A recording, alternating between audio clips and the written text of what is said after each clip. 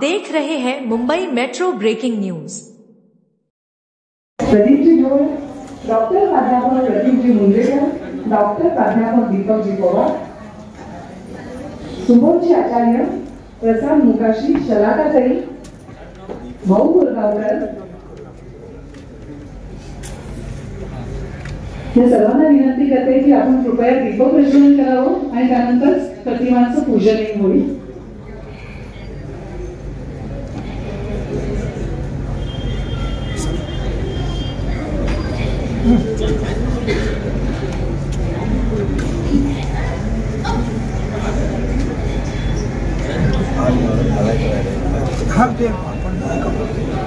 दीपक प्रज्वलन आदि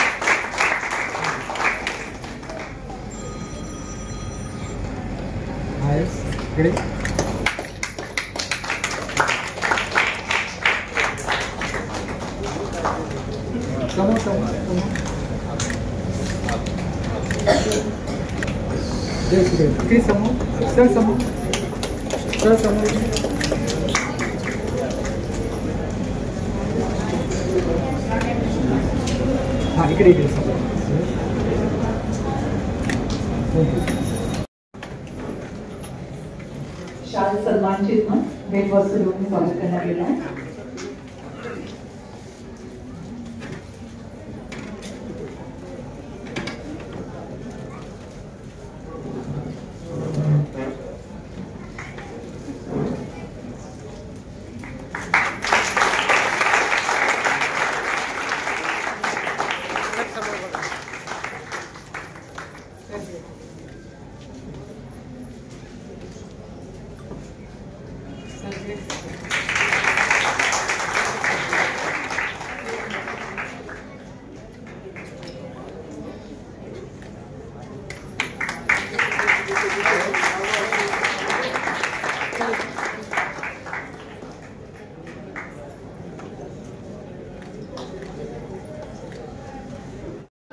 सर्वप्रथम ही जबाबदारी मी ऑलरेडी आहे माझ्यावर आणि मी देशाविदेशात मराठीचे झेंडे आणि भारताचं प्रतिनिधित्व करतोच आहे। गेली 14 वर्ष मी ते काम करतो आहे।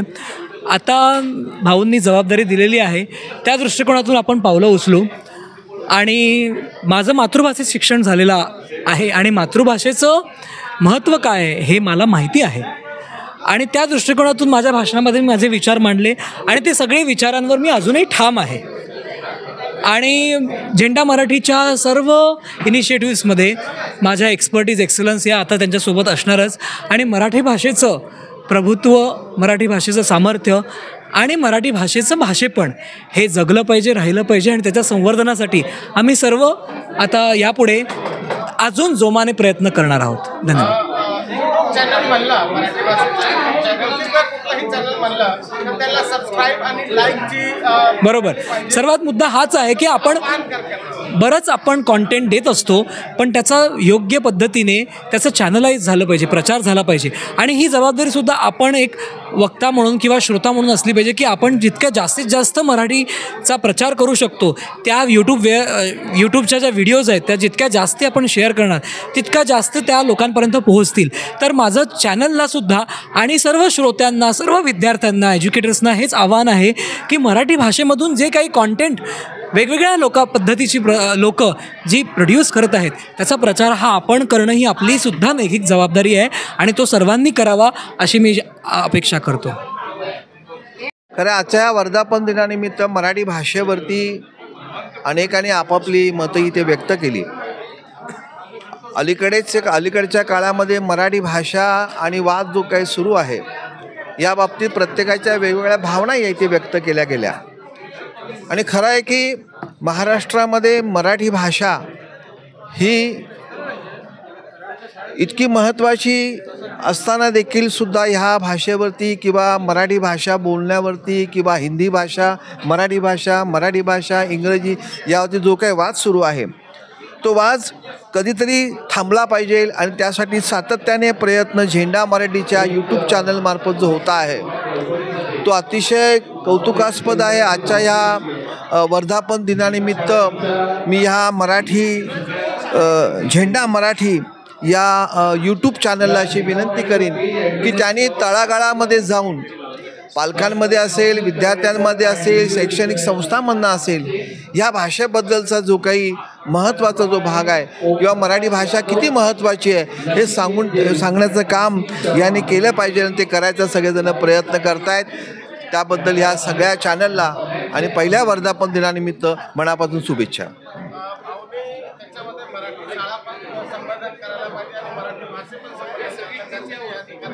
मराठी भाषा जगली तर मराठी शाळा देखील जगतील. आणि म्हणून निवळ हे शासनाचंच एकट्याचं काम नाही तर सगळ्यांनी मिळून मराठी भाषा जगवणं, त्याचं संवर्धन करणं आणि शाळेमध्ये मराठीचा जास्तीत जास्त प्रसार करायची गरज आहे. आणि हे करायचं काम हे यूट्यूबच्या चॅनलमधनं होत आहे. त्या सगळ्या मंडळींना मनापासून शुभेच्छा.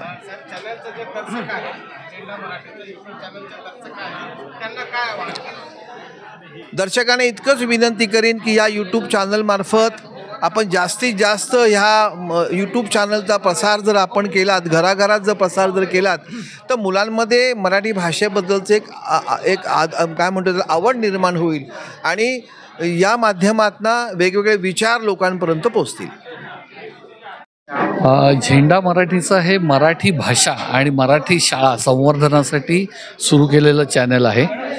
मराठी भाषेचं आज ज्या पद्धतीने संपवण्याचा एक षडयंत्र चाललेलं आहे तर ते कुठेतरी थांबावं. मराठी भाषा घराघरामध्ये पोचावी. जी मराठी भाषा मुंबईची आहे, जी मराठी भाषा या महाराष्ट्राची आहे, जी मराठी भाषा राज्याची राज्यभाषा आहे, ह्या भाषेचं कुठेतरी संवर्धन व्हावं. नेमकं काय असायला पाहिजे या संदर्भात गेल्या वर्षभर आम्ही वेगवेगळ्या क्षेत्रातल्या वेगवेगळ्या मान्यवरांच्या मुलाखती घेऊन नेमकं मराठी भाषेचं कशा पद्धतीने जतन करता येऊ शकतं या संदर्भात मुलाखती घेऊन आम्ही हे चॅनल सुरू केलं. मला असं वाटतं की झेंडा मराठीचं हे चॅनल गेल्या वर्षभरात ज्या पद्धतीने आम्ही चालवलं त्यातून मराठी भाषा किमान लोकांपर्यंत प्रत्येकाच्या घरापर्यंत पोहोचते आणि ती पोहोचावी असा आमचा प्रयत्न आहे. याच्या पुढच्या काळात मुंबई बदलली आहे. मुंबई आडवी जी होती ती उभी झालेली आहे, पण त्यावेळेस खांद्यावरचा झेंडा मात्र कायम तोच राहिलेला आहे. तो अधिकाधिक उंच होणार आहे आणि मुंबईचा आवाज हा मराठीतनंच घुमणार आहे. मराठीतनंच सर्व संभाषण एकमेकांचा असलेला संवाद हा कायम राहावा यासाठी मुंबईचा झेंडा मराठीचा आम्ही प्रयत्न करतो की हा झेंडा कायम राहील. शाळा जो आहे इंग्लिश शाळा 121 काहीतरी आहे, शाळा 121 आहे. मराठी शाळेची संख्या खूप कमी झालेली आहे आणि शिक्षण जो आहे बिझनेस झाला आहे, मोठा बिझनेस झाला आहे. त्याबद्दल गेल्या काही दिवसांमध्ये मराठी शाळांची संख्या कमी होऊ लागलेली आहे, मराठी शाळांमधले विद्यार्थ्यांची संख्या कमी होऊ लागलेली आहे. पण ह्याचं कारण नेमकं काय आहे हे प्रत्येकाने जाणून घेतलं पाहिजे. गेल्या काही दिवसांमध्ये, गेल्या काही महिन्यांमध्ये, गेल्या काही वर्षांमध्ये मराठी शाळा ह्या चांगल्या पद्धतीने टिकाव्यात, त्याच्यावरती इतर कोणत्याही प्रकारचं राजकीय सामाजिक अतिक्रमण होऊ नये यासाठी प्रयत्न व्हावा आणि लोकांना ह्याची जाणीव व्हावी, याचाच प्रयत्न आम्ही झेंडा मराठीच्या या माध्यमातून करणार आहोत. मराठी प्रेक्षकांना मी हेच आवाहन करेन की मराठी बोला, मराठी ऐका, मराठीला जीव लावा, मराठीवरती विश्वास ठेवा. मराठीचे प्रसारक म्हणून तुम्हाला जे जे करता येईल ते तुम्ही करा. आणि म्हणूनच ह्या चॅनलचं महत्त्व आहे, कारण मराठी माध्यमात शिकून, मराठी भाषेत शिकून, मराठी समाजातल्या ज्या ज्या लोकांनी एक विशिष्ट उंची गाठलेली आहे त्या लोकांच्या भरपूर मुलाखती, त्या लोकांचे विचार ह्या चॅनलद्वारे ऐकायला मिळतात. त्याच्यामुळे जर तुम्ही ते जर केलं तर तुम्हाला ह्या मराठीचं संवर्धन करण्यासाठी स्फूर्ती मिळेल आणि ते कशा पद्धतीने करायचं ह्याची बरेच वेळेला कसं करायचं हे माहिती नसतं, ते सुद्धा तुम्हाला कळेल. फलक पाहायचो, शिवाजी मंदिर वगैरे असं गेलो की सगळ्या चांगल्या चांगल्या कलावंतांची नावं दिल्यानंतर मग शेवटी प्रमुख कलाकाराचं नाव येतं आणि नाही ना, लेखीचा सत्कार करायचा नसतो.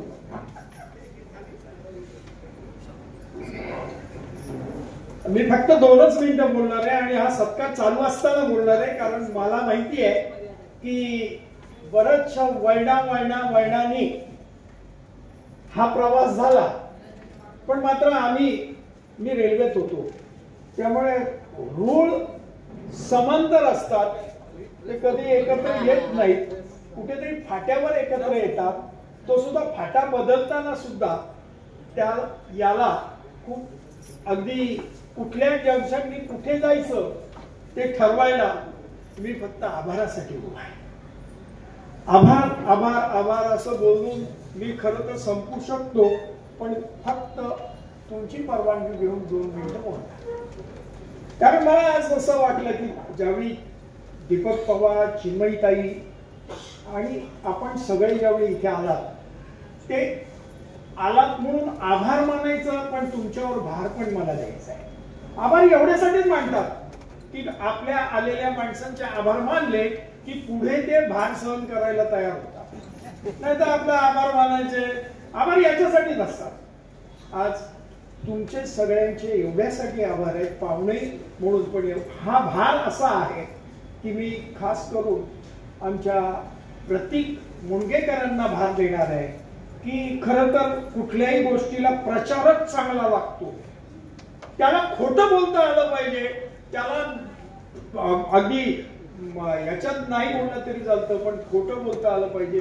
खोटं का होईना, पण मराठीची आणि मातृभाषेची सेवा करण्यासाठी तुम्ही जर प्रचारक झाला तर आमचं अधिक काम कमी होईल.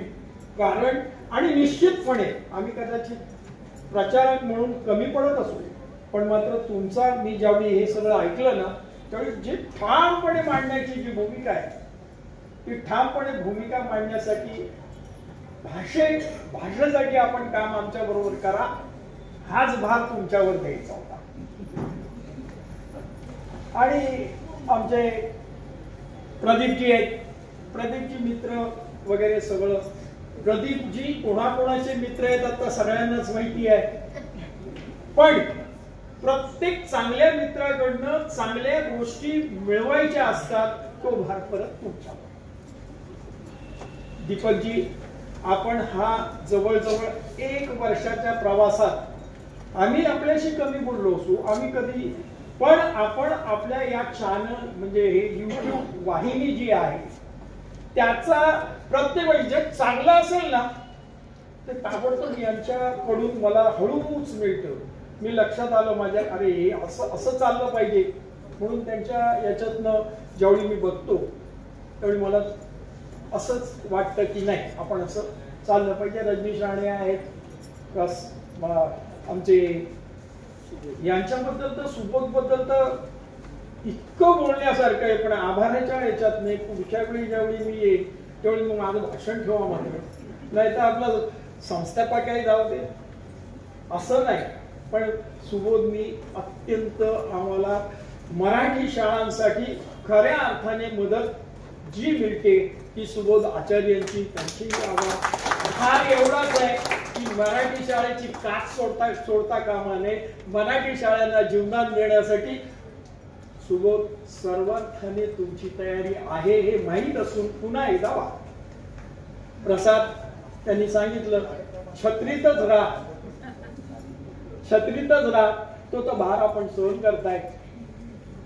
आणि या सगळ्यांचे आभार मानताना, संपूर्ण टीमचे आभार मानताना मला शब्द कमी आहे. फक्त ही जी त्रिमूर्ती आहे आजची,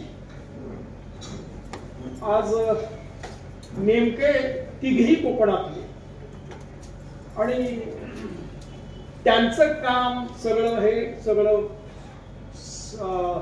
नैनाताईंनी सांगितलं. पण खरोखर मला आज तुमचे आभार एवढ्यासाठी मानायचे, तुम्ही करत असलेल्या कामात आम्ही ज्यावेळी दखल घेतली त्यावेळी तुम्ही आम्हाला सहजपणे प्रत्येक गोष्टीत मदत केली. आणि या कार्यक्रमात तसं म्हटलं तर प्रसाद कुलकर्णी खूप कामात असतात. आमचे सदानंद रावराणे म्हणा किंवा विश्वास, ही सगळी मंडळी कामात असतात. पण आज त्यांनी वेळ काढला. आणि बरं नुसतं अशा ठिकाणी आपलं सभागृह की या ठिकाणी येणं, वेळेत येणं हे महत्वाचं. तरी सुद्धा आपण तो भार सहन केला आणि आम्हाला आनंद दिला, याबद्दल आपले आभार. सगळ्यांच्याच आभार. दळवी सर आहेत, प्रदीप चित्रे आता मला वाटतं कुठेतरी कंटाळून गेलेले दिसत आहेत. तोही बोलभांड माणूस, तोही शब्दसम्राट. पण ह्या सगळ्यांचे तुमचे आभार, संपूर्ण सभागृहाचे आभार. त्याचं कारण असं आहे की तुम्ही वर्धापन दिनासाठी आलात ते आमच्या प्रेमासाठी असेल, पण आमच्यापेक्षा जास्त तुम्हाला मराठी भाषेची, मायबोलीची तुम्हाला जास्त कदर आहे. म्हणून तुम्ही इथे या कार्यक्रमाला, माझा एक मित्र इथे आहे आणि शेवटचं बोलतोय मी, एकच वाटतं, माझा एक इथे मित्र आहे. तो मित्र कधीच इतका टिकत नाही, 2 मिनिटं 3 मिनिटं टिकतो. पल्लवी फाउंडेशनचं काम करताना त्याला शोधावा लागतो. पण आज या कार्यक्रमाला तो स्वतः माझ्या आधी आला आणि अजूनपर्यंत तो स्थानापन्न आहे. आभार, आभार, आभार.